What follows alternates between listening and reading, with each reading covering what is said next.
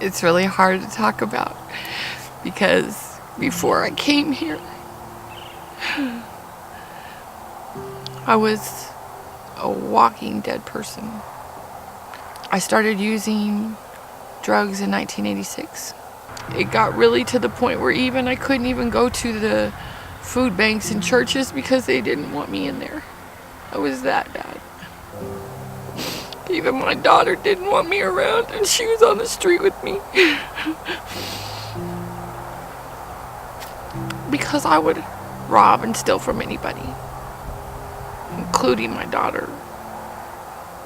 I had 3 children. I lost all my children to the state. And my children aged out of foster care. One of my children started using drugs too, and we used drugs together. We lived on the street together. Addiction part of it, the prostitution part of it, seeing her walking around with hardly any clothes on a rainy day, wet and miserable, hungry, mean sometimes, sad sometimes, all the emotions.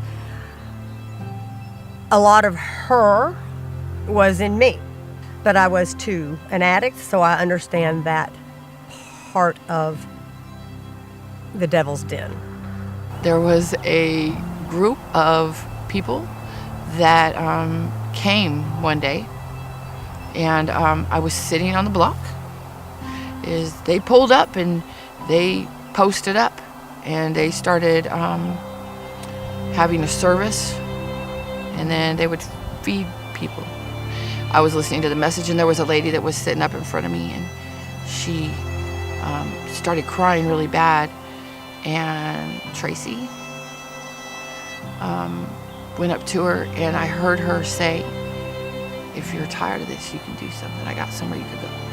I didn't really think much of it until it was about 3 o'clock in the morning, and I was walking up and down the block, and I was really miserable, and I was crying, and I was like, "God, I don't want to do this anymore. I'm tired of being out here." I was like, "I'm tired, I can't handle this anymore. I'm gonna die."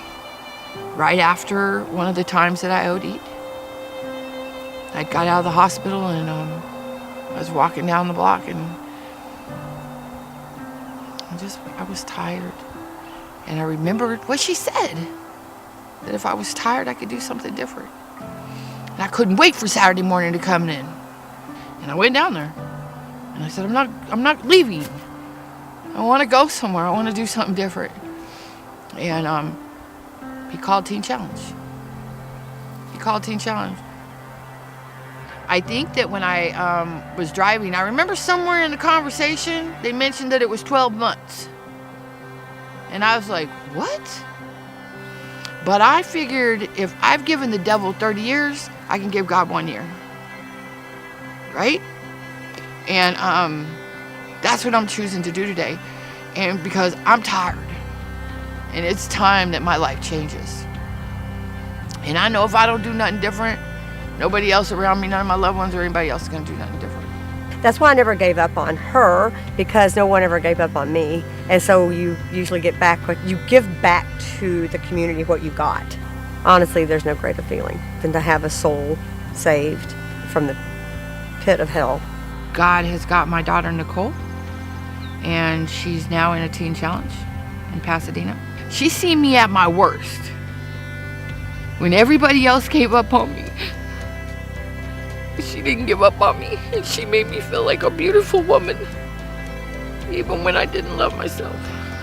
And I'm telling you what, she's not going to be the only one we don't give up on. We're not giving up on any of them. Not one of them. Every single soul is just as precious. And when I got in that van in South Dallas, hell shook. Because I was in the devil's army a long time. And that's a dangerous thing. That's a dangerous thing for me to know all that and change sides. He's in trouble.